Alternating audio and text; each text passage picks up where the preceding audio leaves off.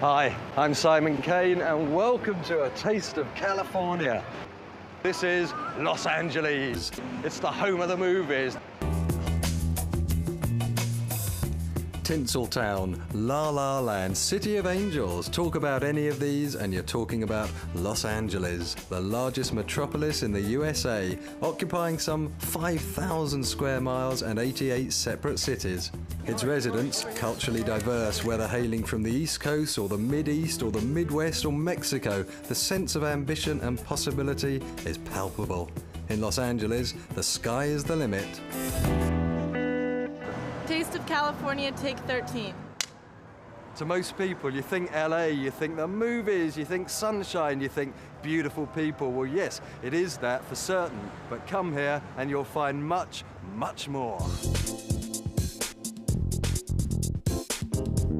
LA is a continual melting pot of creativity. It's where the unique is embraced. It's always been a trendsetter and it continues to reinvent itself. Some say it's actually where the new is invented. Take cooking, for example. I mean, LA invented fusion cuisine. In fact, one man invented it almost single-handedly and now everyone's doing it. So, Wolfgang, you're regarded as one of the world's most famous chefs. But of course, that sort of thing doesn't happen overnight. You began your career effectively from the age of 14. Tell me how it went from there. Well, I started in Austria when I was 14 years old. My mother was already a hotel chef, so I was really brought up in the kitchen, basically. And then when I was 17, I went to France, worked in some of the most famous places in France, like Beaumanière and L'Hôtel de Paris, Monte Carlo, and Maxim's in Paris. Yeah. And when I was 23, 24, I came to the United States, first to Indianapolis for a year, which was kind of culinary boring, you know, a wasteland. And then I came to California in the mid-70s, 1975. So how did the move come from French cuisine to the fusion cuisine that we hear so much about now? Well, when I came here to Los Angeles, at the beginning I was cooking real French food, new style French food. We have all these different parts of the city with different ethnic influences. So I said, I want to cook a little bit like that too, but my own style. So I mixed my French techniques with Chinese, Japanese, or Vietnamese influences, especially spices and cooking times. And I started out at the beginning, like serving raw tuna, for example, which in 1975 didn't exist. I remember the first few times I gave to our customers raw tuna, they looked at me and said, we are not eating, it's not cooked. We're here at Spargo's, it's your signature restaurant, and it's obviously hugely popular for the celebrity clientele. When your guests come here, you have a menu, but do they look for something different? Do they ask for something different? And are you able to create just something different for them? When I have a guy like Bono comes from you too, he comes in the kitchen and says, Wolfgang, just make me something to eat, maybe 7 or 8 little courses with some wine to go with it. And then, you know, you have a guy like Sidney Poitier, he comes, he knows exactly what he wants already. You know, he says, I want my Hong Kong style fish, I want some steamed spinach on the side, a little rice on the side. He wouldn't need a menu, though he always looks at the menu too. So, but it's interesting, some people come so often here that they know our menu. Even we change a little bit every day, but they know it perfectly. So we are a restaurant which is really good for two things. You can have some comfort food, like I grew up with Wiener Schnitzel, we have that on the menu, and you can have innovative food also, so you can get both here. I heard that you invented designer pizza.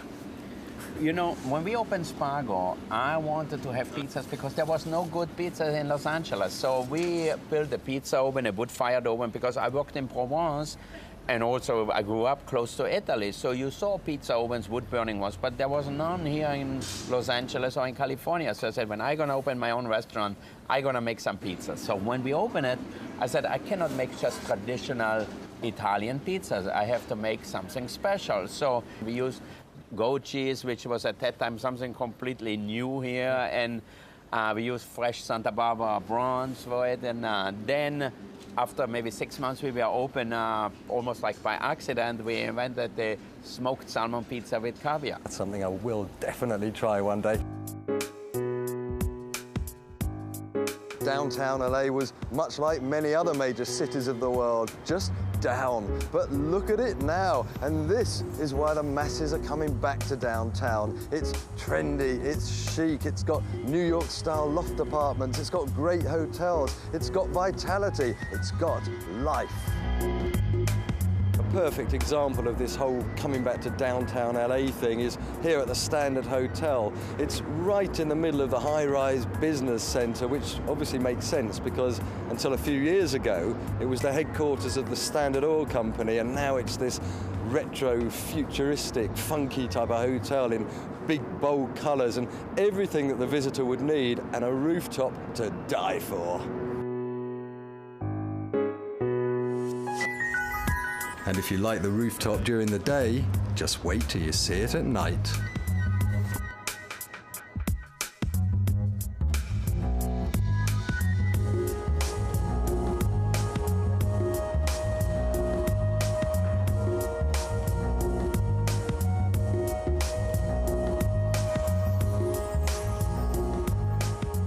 And for a spectacle even more spectacular than the LA skyline, well, never mind just visiting a landmark, why not spend a night in one? It's the perfect treat, so I'm treating myself. In 1923, the Spanish-Italian Renaissance-style Biltmore Hotel opened to national acclaim. In 1927, the founding banquet for the Academy of Motion Picture Arts and Sciences was held here. In 1969, the hotel was designated a historical cultural landmark. And in 2006, I stayed here. And if all of this smacks of familiarity, well, you're not imagining it.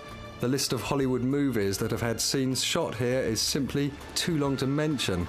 But pretty much every part of the hotel has appeared somewhere on the silver screen. In fact, it claims to have been used in more film and TV shows than any other hotel in the country. The first decade of the 20th century brought the motion picture industry from New York City and Chicago to LA. And by 1920, Hollywood was producing 80% of the world's feature films. The movie stars snapped up the valuable properties in the Hollywood Hills and here in Beverly Hills, infusing these communities with the movie world's glittering aura. Ah yes, the glittering celebrity world of the movies. Talk about living the celebrity lifestyle. When you're LA, you become a celebrity. Well, at least you think you do. Sorry, over here. Sorry, over here. Celebrity lifestyle, love it. And the very essence of celebrity stardom? Of course, it's the Oscar. And if you want to know what a real Oscar looks like, well, there's one on display in the Kodak Theatre. And you can learn all about it and how it got its name on one of the guided tours beginning on Hollywood Boulevard. Just across from me, B there, that was Johnny Depp, right behind him. This is the Kodak Theatre, home of the Oscars. If you've been nominated, you'll be sitting in one of the front row seats or here in the aisle. A billion pairs of eyes across the globe watching and waiting for your every reaction. Ladies and gentlemen, the Oscar for Best TV Presenter goes to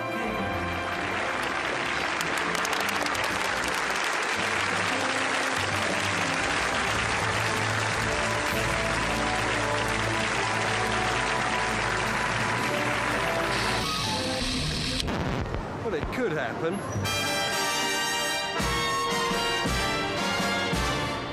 And stardom certainly happened for these names. The Hollywood Walk of Fame's star-studded sidewalks stretch for 18 blocks east to west and 3 blocks north to south. And that's the Roosevelt Hotel.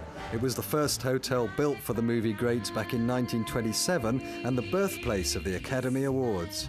With its complete renovation in 2005, it's become a masterpiece of subtle chic and is the hotel of the moment for nightlife. And here's another Hollywood cornerstone. In the 1930s and 40s, Hollywood's glory days, there was really only one name dominating the world of movie makeup: Max Factor. Virtually all of the major movie actresses were regular customers of the Max Factor Beauty Salon just off Hollywood Boulevard, now known as the Hollywood Museum in the Max Factor building. The original building was completed in 1914, but its current architectural splendor dates back to 1935 in all the magnificence of Hollywood Regency Art Deco. In the original salon, there were 4 special celebrity makeup rooms, each one designed to bring out the best in stars with a particular hair colour. The blue room brought out the best in blondes, the mint green room for redheads, the dusty rose pink for brunettes, and the pale peach for brownettes.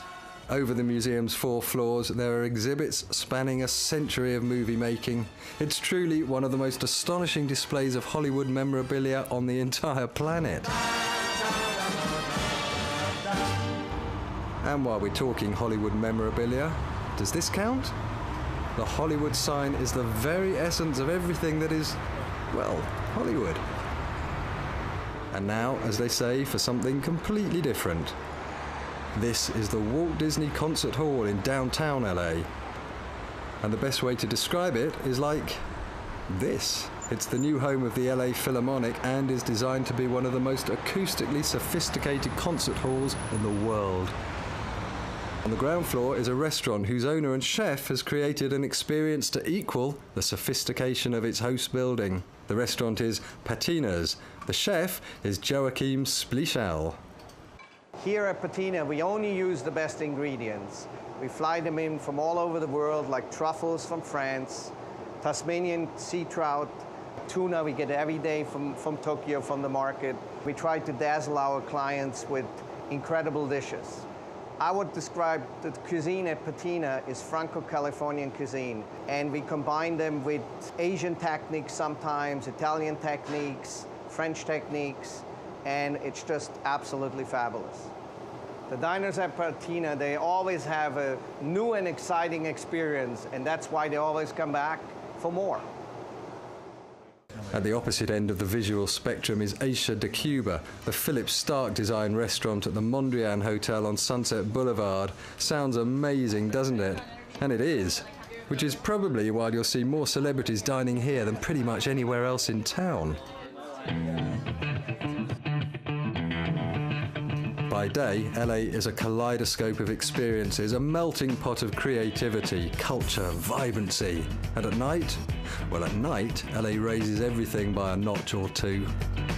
In this town, many a movie deal is sealed over a drink, so it's time to find out where to see and be seen.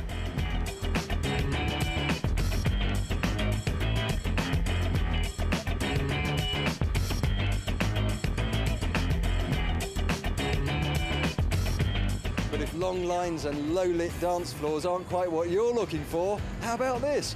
Bowling is hip again, and the Lucky Strike is about as hip as they come.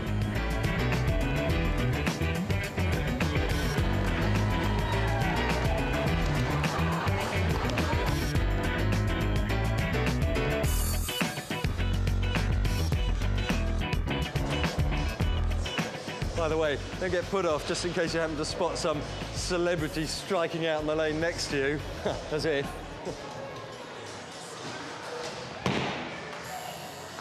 Yeah, I just saw Jennifer Aniston.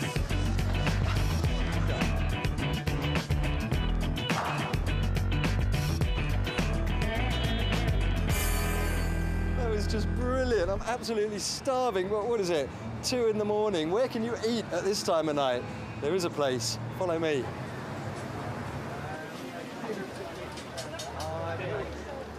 And this is Pink's. This has been a Hollywood legend since 1939.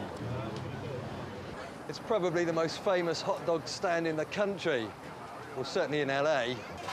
You'll find it on the corner of Melrose and La Brea, and it's open till the wee small hours. I'll have a Brooklyn pastrami Swiss cheese dog with everything on it.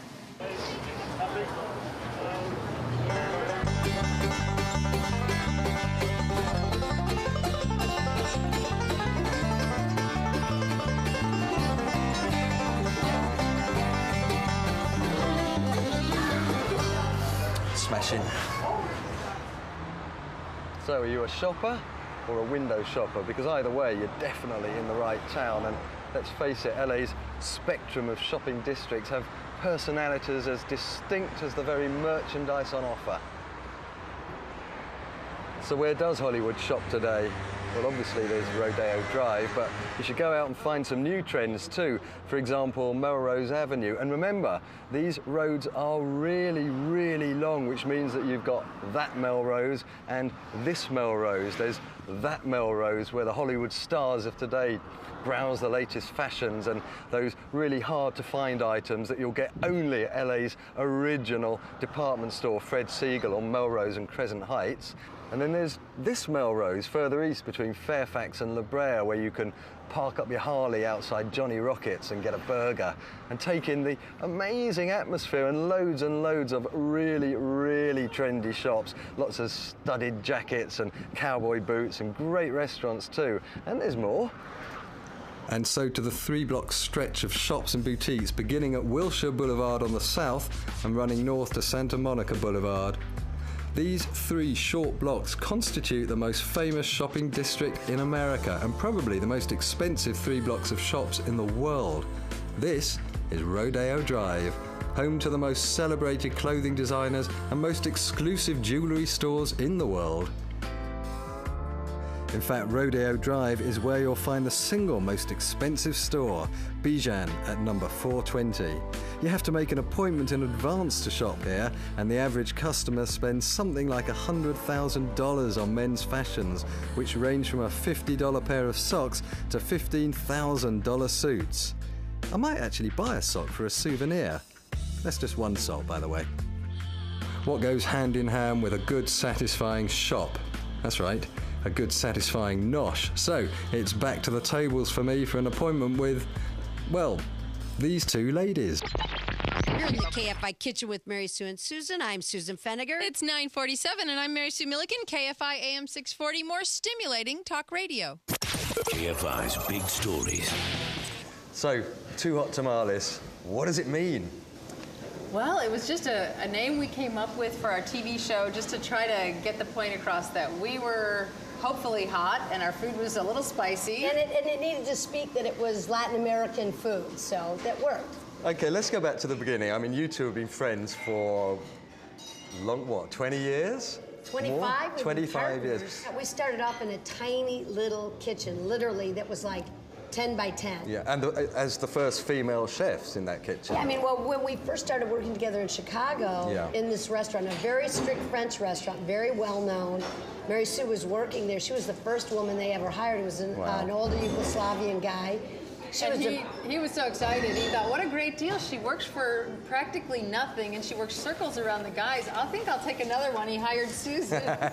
Let's talk about the food. Now, you've got 3 restaurants. 2 here, LA, Santa Monica, and Vegas. Exactly. So tell me about the food that you serve in these places. At all 3 restaurants, we try and serve food that's somewhat authentic, and that's food that you might eat in a marketplace or food that people cook at home. So, for example, at Ciudad, we might do a Brazilian seafood stew called moqueca, which is with coconut and lime, roasted peppers, and fish. It's a fish stew.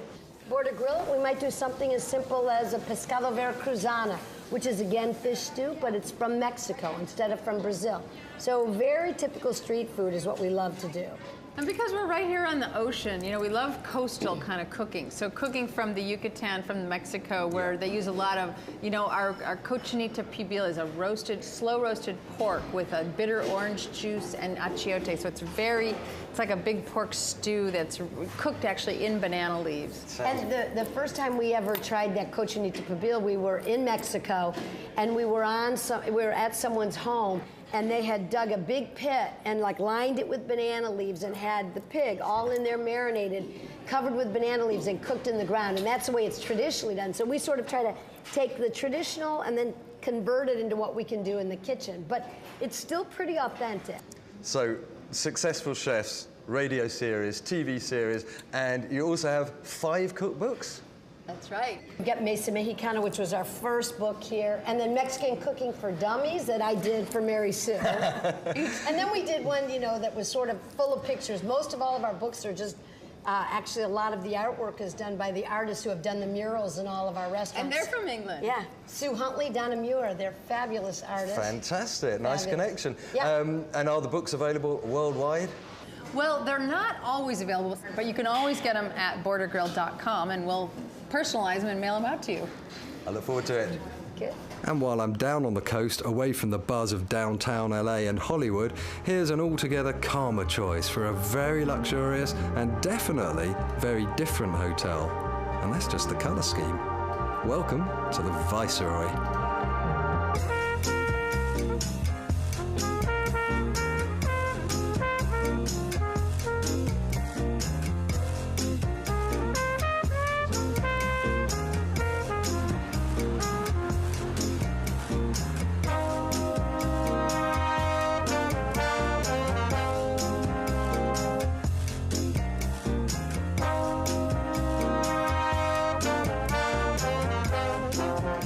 Before I head off into the sunset, here's the rarity of some good news on the travel front. All the major car rental companies have desks at the airport, so within minutes you can be behind the wheel, sunglasses on your forehead, whistling your favourite movie theme.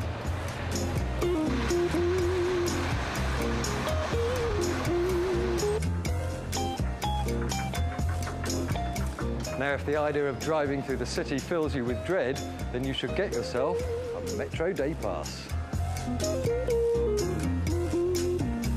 You can ride around all day long, and it covers the entire network of 200 bus lines and 4 Metro rail lines for just $3. $3, bargain!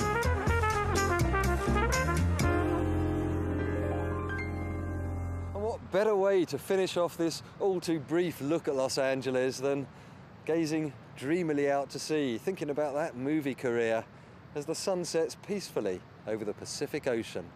I'm Simon Kane, this was LA, and that, as they say in Hollywood, is a wrap.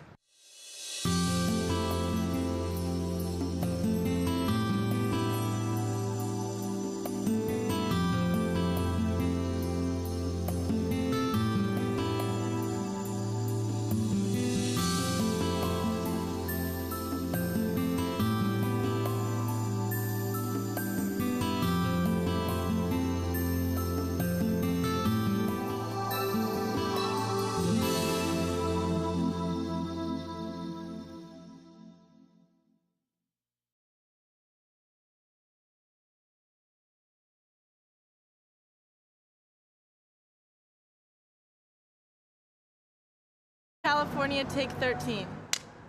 To most people, you think LA, you think the movies, you think sunshine, you think beautiful people. Well, yes, it is that for certain, but come here and you'll find much, much more. LA is a continual melting pot of creativity. It's where the unique is embraced. It's always been a trendsetter and it continues to reinvent itself. Some say it's actually where the new is invented. Take cooking, for example. I mean, LA invented fusion cuisine. In fact, one man invented it almost single-handedly, and now everyone's doing it. So, Wolfgang, you're regarded as one of the world's most famous chefs. But of course, that sort of thing doesn't happen overnight. You began your career effectively from the age of 14. Tell me how it went from there. Well, I started in Austria when I was 14 years old. My mother was already a hotel chef, so I was really brought up in the kitchen, basically. And then when I was 17, I went to France, worked in some of the most famous places in France, like Beaumanière and L'Hôtel de Paris, Monte Carlo, and Maxim's in Paris. Yeah. And when I was 23, 24, I came to the United States, first to Indianapolis for a year, which was kind of culinary boring, you know, a wasteland. And then I came to California in the mid-70s, 1975. So how did the move come from French cuisine to the fusion cuisine that we hear so much about now? Well, when I came here to Los Angeles, at the beginning I was cooking real French food, new style French food. We have all these different parts of the city with different ethnic influences. So I said, I want to cook a little bit like that too, but my own style. So I mixed my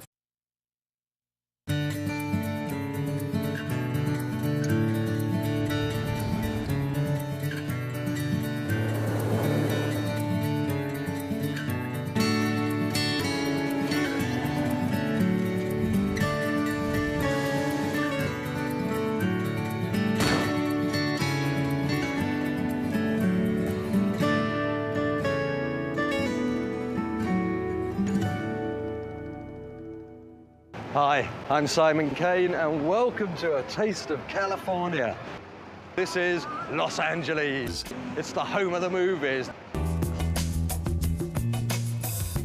Tinseltown, La La Land, City of Angels. Talk about any of these and you're talking about Los Angeles, the largest metropolis in the USA, occupying some 5,000 square miles and 88 separate cities.